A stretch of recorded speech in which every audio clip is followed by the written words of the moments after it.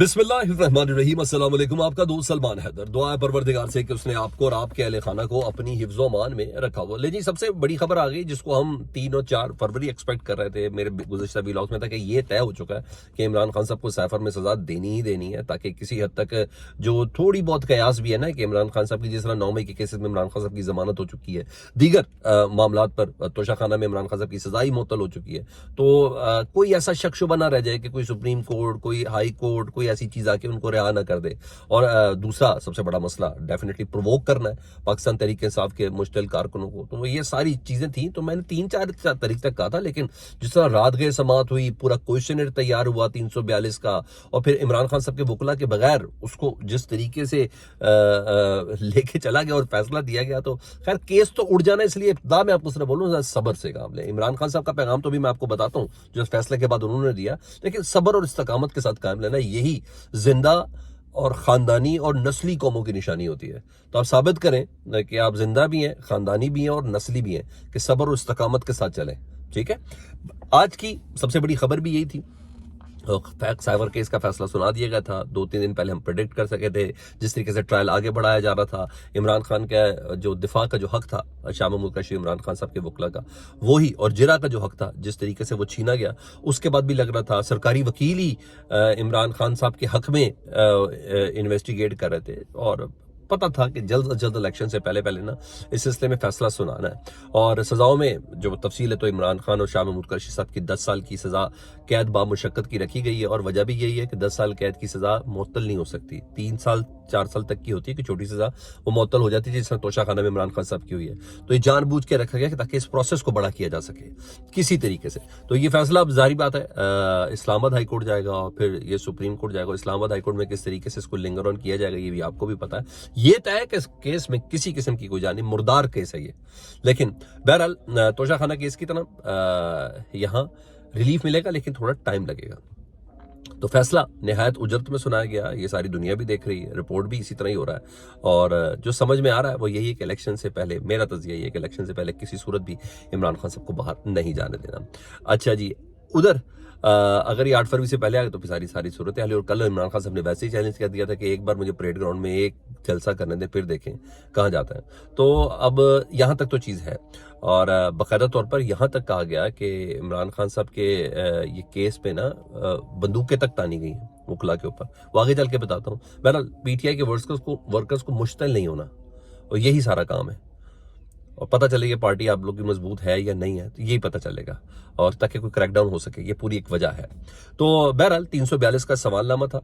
मैं थोड़ा सा उसको ऑपरेट जरा करके बताऊं कि हुआ क्या है। सुबह सुबह वो दे दिया गया था, और नहायत कमजोर बुनियाद पर केस का फैसला सुनाया गया, और वकला को न तैयारी का हुक्म दिया गया। बताया गया कि वो 342 का कोई बयान रिकॉर्ड करा सकें, उसको तैयार कर सकें इमरान खान साहब का। तो बहरहाल इस्लामाबाद हाईकोर्ट में ये चैलेंज सुबह ही कर दिया गया था कि हमारे वकला का हक कर दिया गया। तो इससे पहले कि इस्लामाबाद हाई कोर्ट इस पे कोई फ्रीजिंग ऑर्डर दे रही थी, तो उन्होंने कहा अब्दुल असलाज़ जुल्कुनैन साहब ने, मैं पहले फैसला दे दूं, हुक्म मुझे बड़ा ज़्यादा तगड़ा है। तो इससे पहले कि इस्लामाबाद हाई कोर्ट का फैसला आ जाए कि नहीं भाई, कल आपने इनके गवाहों के जिरा का जो हक है वही महफूज कर लिया, तो जिस तरीके से आप ये लेके चल रहे हैं, तो इस्लामाबाद हाई कोर्ट के फैसले से पहले पहले सुबह सुबह उन्होंने साहब, लो जी मैं अब जा सकता हूँ, मैं ईजी हूँ सर, जो मैंने कहा आपने कहा मैंने कर लिया सर, अब मेरे पास कोई गुंजाइश नहीं है, जिस तरीके से ये लेके चला। तो बहरहाल वे खौफ था, और इमरान खान साहब की बहनें जो हैं वो इस वक्त डिमांड करी कि सुप्रीम कोर्ट इस सिलसिले में असखुद नोटिस ले। वैसे आपस की बात है, असखुद नोटिस अगर अभी नहीं तो कभी कब लेना है? बुनियादी इंसानी हकूक का मामला है ना सर, पूरा पाकिस्तान की इस वक्त इंटेंशन है, अजियत में तकलीफ है पूरा पाकिस्तान, बल्कि पाकिस्तान से मौजूद बाहर मौजूद लोग भी जो पाकिस्तान तरीके से सबका वोटर और सपोर्टर है। तो ये है, लेकिन बहरहाल मज़ा आ रहा है, इसलिए सब्र, इस मज़े को ज़रा सब्र के कर दें तो आपको इंशाल्लाह मंजिल सबकी बहुत ज़्यादा करीब है।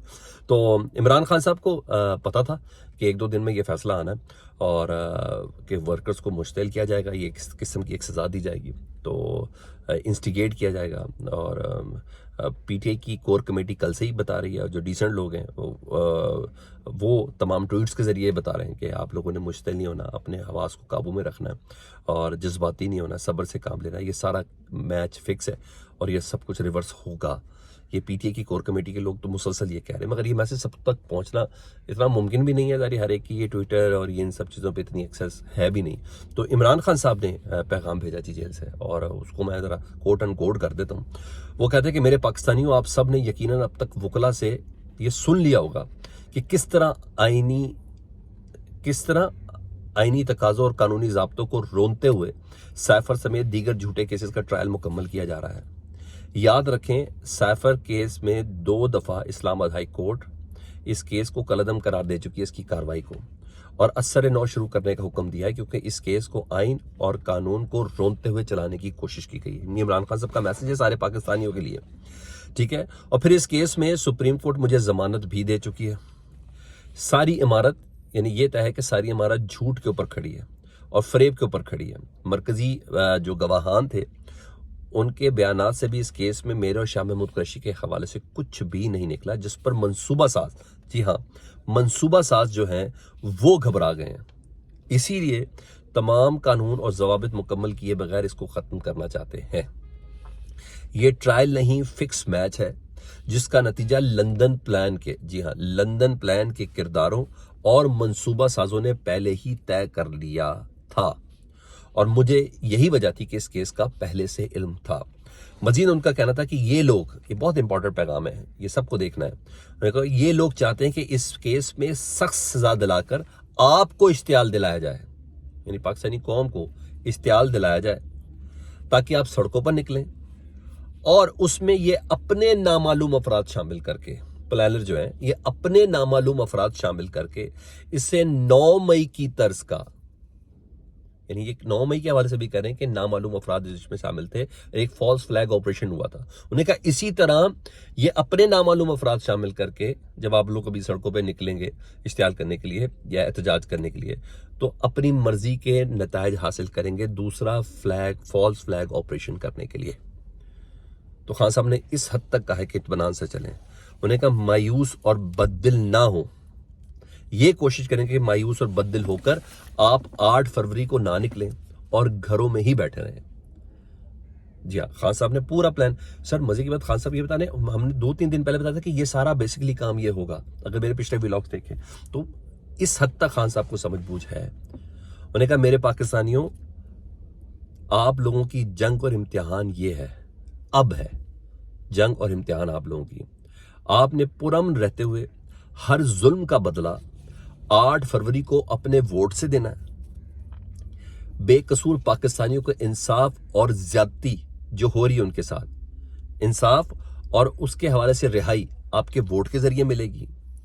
मंसूबा साजों को शिकस्त दें और बताएं कि हम कोई भेड़ बकरियां नहीं है जिनको छड़ी मारकर हाँका जा सकता है। और खान साहब का ये कहना है कि मेरा ईमान है कि 8 फरवरी का दिन हमारी फतह का दिन होगा।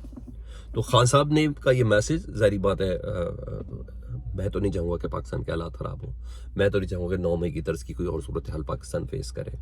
तो ये कुछ होते हैं कोई शैतान सिफ्त लोग, अगर वो इस तरह करना भी चाहें तो आप लोगों ने बड़े हौसले के साथ, इस्तकामत के साथ आपने इन चीज़ों को देखना है कि आपको मुश्तिल कौन कर, अपने दाएं बाएं देखें, उन्हीं में से कोई ना कोई शैतान सिफ्त का निकल आएगा।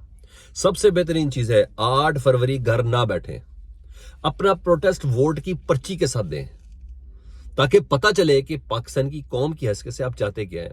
इतनी 2 नंबरी नहीं हो सकती बैलेटिंग डे में, ये मैं आपको बता दूं। जिस तादाद में आप निकलें अपना एहतजाज पर्ची के जरिए, पढ़े लिखा मुआशरा है ना जी, अपने ही गमले, अपने शीशे, अपनी चीजें तोड़ के क्या फायदा, उसे कुछ भी दियो ना। तो वोट के लिए, वोट के जरिए अपना प्रोटेस्ट रजिस्टर कराएं ताकि पता चल जाए। और सर इससे बड़ी ताकत ही कोई नहीं है, वोट से बड़ी कोई ताकत नहीं है। वो आप बताएं कि लंदन प्लान था, है, या आप उसके ऊपर कितना यकीन रखते हैं, ये आपकी वोट की पर्ची बताएगी। आपकी सड़कों पर एहतजाज करके लाठी खा के नहीं होगा। जी हाँ, अब जो कुछ हो रहा है ओपन हो रहा है। अब कोई प्रेडिक्शंस का भी वक्त गुजर चुका हुआ है, तो लाइक इस तरह की पोजीशन चल रही है। प्लीज खान साहब की इस एडवाइस को, जो मैंने आपसे रिक्वेस्ट की, उसको जरूर मरूज़ खातिर रखें। अपना बहुत ख्याल रखें। अल्लाहुम्मा सल्ली अला मुहम्मद व आले मुहम्मद।